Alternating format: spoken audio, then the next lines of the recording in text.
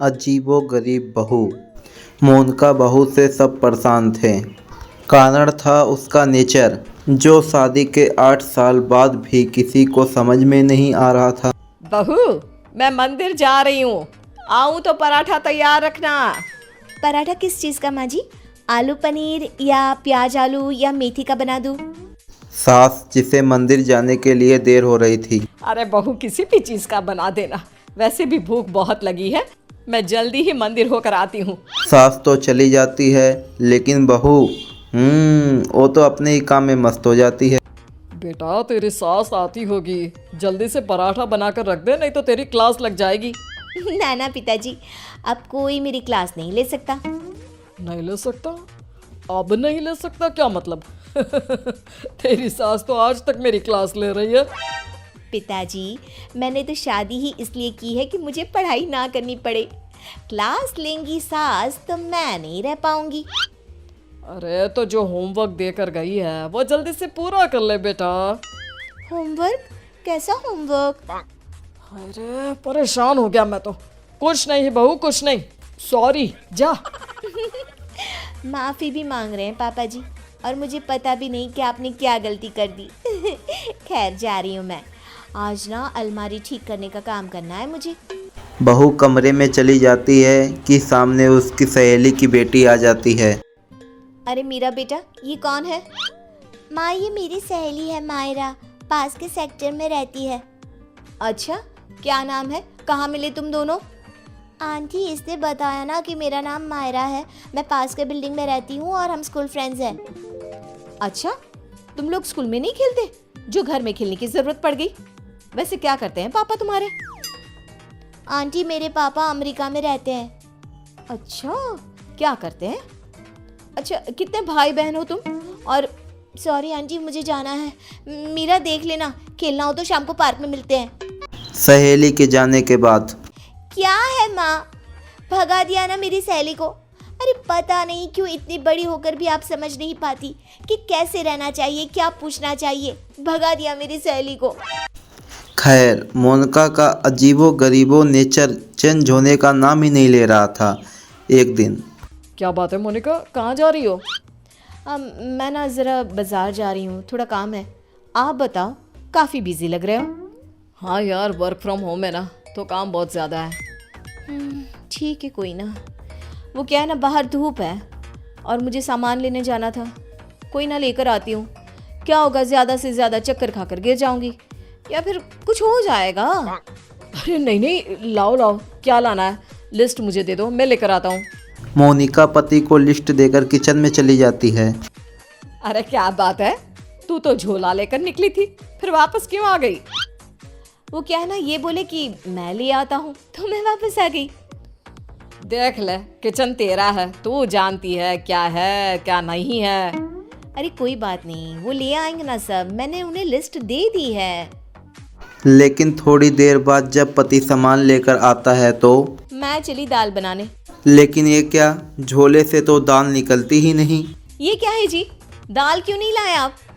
अरे लिस्ट में लिखा ही नहीं था तो मैं कैसे लाता? जो जो लिखा है सब लाया हूँ मैं। बस, अब तो मोनिका का गुस्सा 7वें आसमान में पहुंच जाता है। अरे नहीं लिखा तो ये मतलब कि तुम लाओगे नहीं? कम से कम थोड़ा सोच ही लेते। मोनिका बड़बड़ाते हुए वहां से चली जाती है और पति बेचारा सर पकड़ के खड़ा हो जाता है। अब पता चला हम कैसे रहते थे सारा दिन और सारी शाम। हाँ पापा, मम्मी की आदतें तो समझ में नहीं आती। कल मेरी सहेली को भी भगा दिया। एक रोज तो मुझे इतना परेशान कर दिया कि मैं अपना सर पकड़ कर ही बैठ गया। अरे मेरा तो रहने ही दो बेटा, क्या बताऊं क्या ना बताऊं। अरे पता ही नहीं चलता किस पल क्या समझ जाए और क्या समझा दे। समय निकल रहा था, हर कोई मोनिका से परेशान हो रहा था। किसी के पास कोई उपाय नहीं था कि कैसे उसके आदतों को सुधारा जाए। फिर एक रोज, अच्छा बेटा, क्या खाओगी आज? माँ, कुछ भी बना लो। कुछ भी क्या होता है? अरे बताना रानी बिटिया को क्या खाने का मन है। माँ, पालक पनीर। मेरी बेटी पालक पनीर खाएगी। लेकिन बेटा पालक तो है नहीं, कुछ और बता। माँ, बहुत दिनों से छोले भटूरे नहीं खाए। ओ, वो कैसे बनेगा बेटा? उसके लिए तो छोले भिगोने पड़ेंगे ना।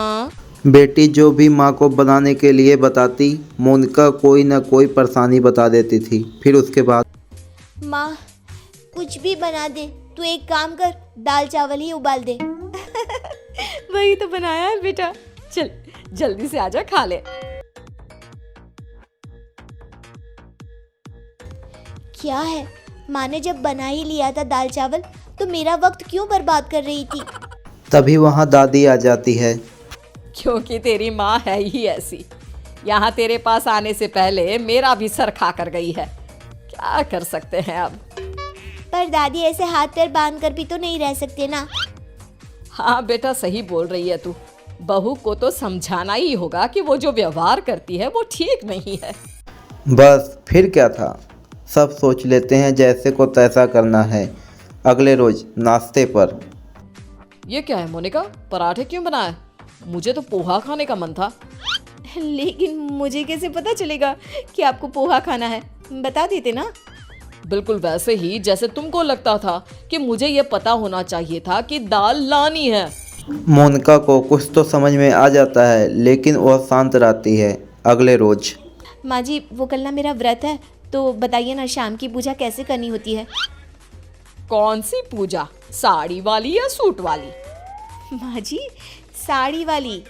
वैसे क्या खाते हैं उसमें? खीर ना, तो मैं अभी खीर बना लेती हूँ। कौन सी खीर बहू, चावल वाली या सूजी वाली? बहू समझ जाती है सास को, जैसे वह कभी पराठे के लिए कंफ्यूज कर रही थी, सास उसे अब कंफ्यूज कर रही है।